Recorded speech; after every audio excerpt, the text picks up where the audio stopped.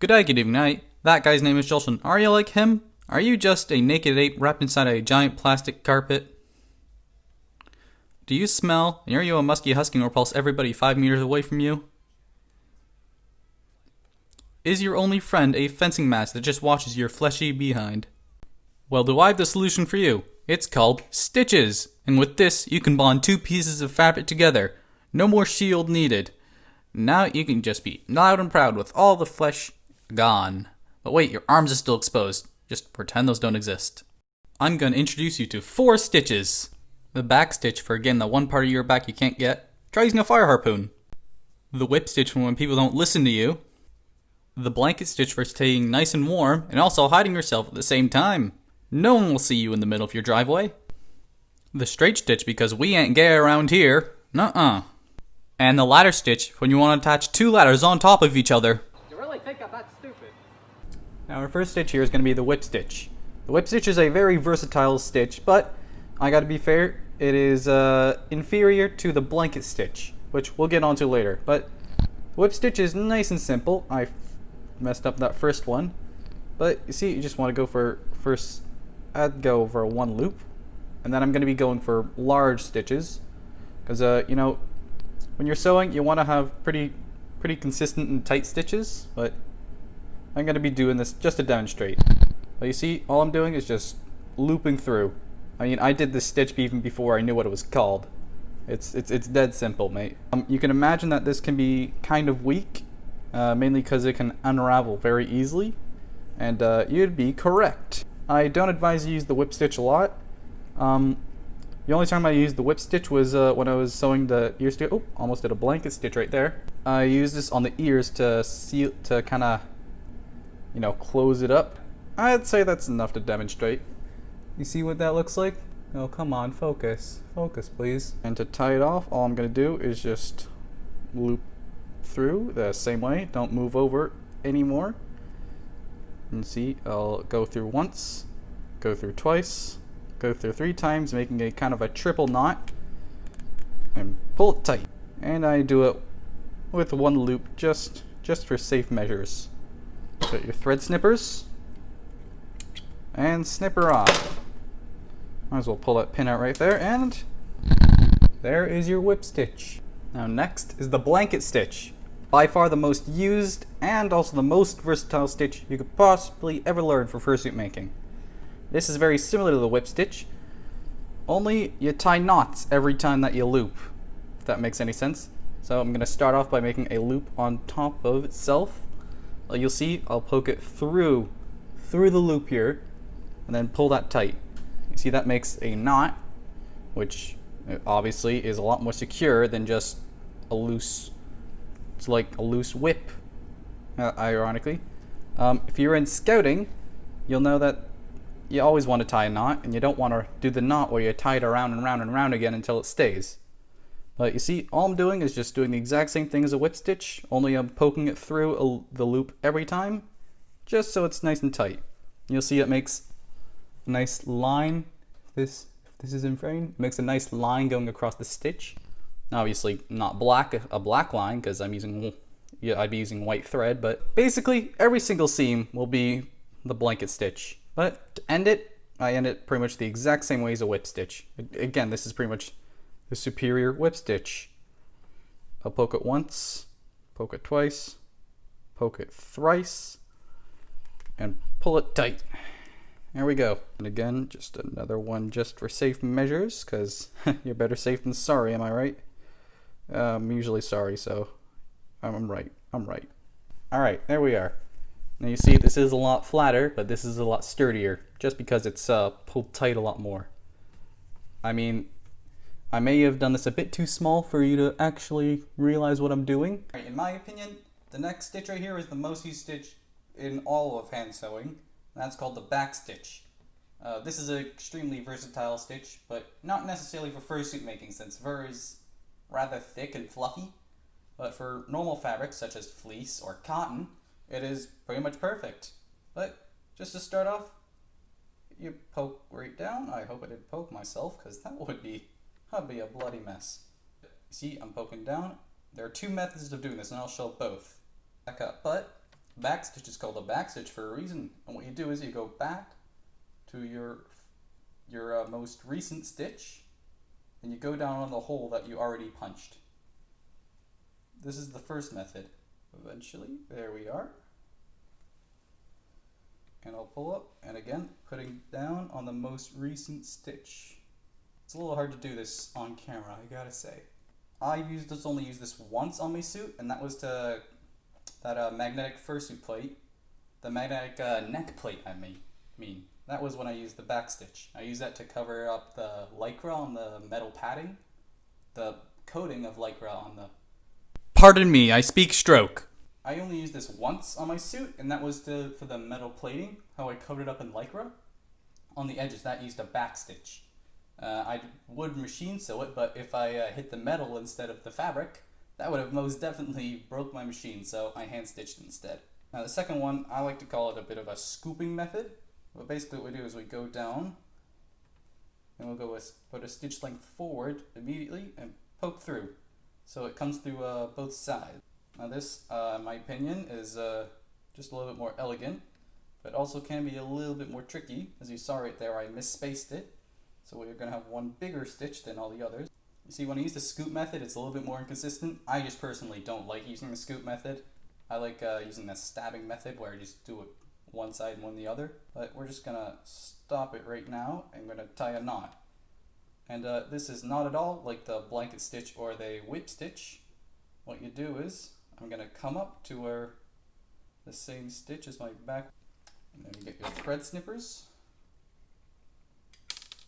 Done. And there is your blanket stitch.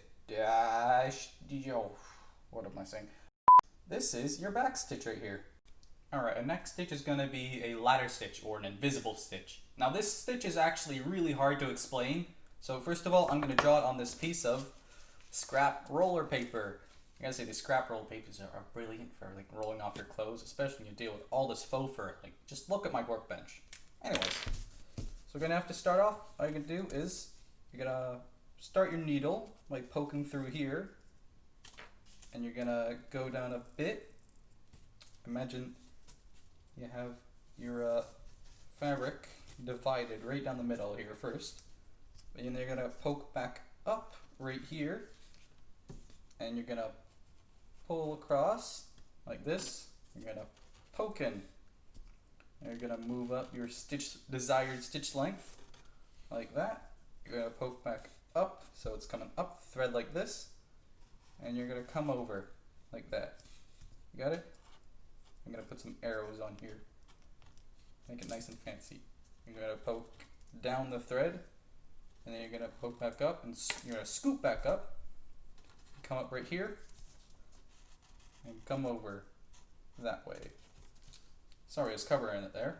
And again, go down, go up, that way, bam, bling, blam, pow. Anyway, that's kind of how a ladder stitch would go, and obviously you pull it tight, so it's all tight and all, you wouldn't leave it loose. Yeah, you maniac. So here we are. I've got my piece of fleece, pretend this is like a pillow or something that I've already sewn up, because I've already sewn up the bottom right here. But basically what you're gonna do is you're gonna fold the seams, so it's about I'd say a half a centimeter down. And all you're going to do to start off is you're going to go the opposite way, about half a stitch length. I'm doing quite large stitches just for demonstration purposes. You're just going to pull through, and your knot should catch it. If your knot is not there, then you have done something wrong. And then we're going to get my other side. I'm going to poke it through a full stitch length. I'm going to scoop upward. Now this is a very large stitch right here, because again, demonstration purposes. And all you're going to do is go over exactly where your stitch is on the other side. This is really hard on something this small. So I guess don't make a pillow this size unless you're experienced. And if you're watching this video and you're experienced, you clearly aren't going to be watching very long. Like that, you can tell I'm doing this pattern right here where I went down and going upward in a kind of a snake or ladder pattern. You'll notice it looks like a ladder, but you'll also notice you can't even see them. That's also why it's called the invisible stitch. Because this should be the last seam you're doing on like a pillow or something, and you cannot see it. Or maybe you're repairing your clothes and you don't want to see it. This is very good for doing on fleece or minky. As you can see right here, I tried doing it on the tongue. You can see a little zigzag. It does not work well on fleece. I mean felt. That's felt. Also, I think that tongues should all be made of felt. Come at me in the comment section. Felt tongues are best. I suppose minky and silicone is fine. Like, yeah. Right, then the knot. The knot here is the tricky part. So what we're gonna do is we're gonna grab a bit of both sides of the fabric. But you're gonna want to go straight downward, then straight upward, because you don't want this to be showing, or at least I don't. Yeah, you know what? Your goals are beyond my understanding. We're going to do that once, maybe twice if you feel like it. I don't feel it's necessary. Then what we're going to do is we're going to go down on where the knot was, straight downward, and we're going to poke it out the side of the fabric. The reason why you do this is so that the thread will actually be dangling on the inside of your pillow or something, or tongue. And you can tell right there, you can't see that stitch at all. Even though it's white thread, you cannot see it. Like, isn't that amazing? Again, you might wanna screenshot that right there, just so you know. Alright, last stitch is gonna be a machine stitch. Most commonly, it's gonna be the straight stitch. Occasionally, you might go for a zigzag stitch, but I personally don't overuse it, and I don't see why you could use it. But honestly, all you need is just a piece of fabric, you pin it all together, and just basically make sure you do it right.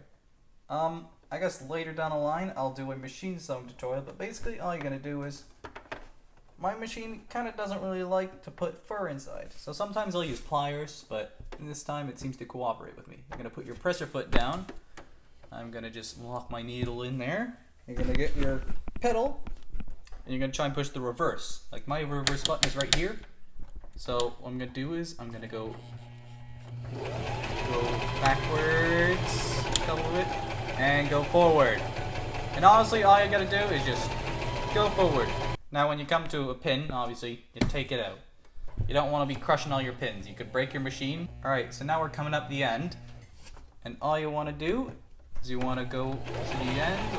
I'm going to try and show this as slow as possible. And you're going to get your reverse button and reverse backwards. I'd say about 3 or 5. There you are. Pull up your presser foot. You might need to adjust it a bit. Pull it tight just to be safe. And you got your handy dandy thread snippers right here. There you are. Your straight stitch is spaghetti-o. You see what I did here? I actually missed the fabric. So be very wary that you might miss the fabric and there'll be a hole. A simple way to fix that, just get your whip stitch or your blanket stitch and just stitch over that. I mean, simple fix really. But the rest seems to be just fine. And this is going to be nice and strong. Now, usually machine sewing is stronger than hand sewing. It is. It just is.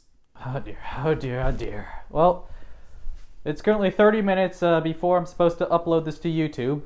I'm actually recording this very late because I actually recorded 3 hours of Omegle footage and all 3 hours were corrupted. Just like, oh, I've never been so enraged. Anyways, you can expect that video next week where I go to Omegle and I do stuff. Edit video! Yay! You can click right here to get some more videos, or you can press right there to subscribe. You can like below if you really found this helpful, but honestly, I just did a quick and dirty video. So, ciao. See you next time.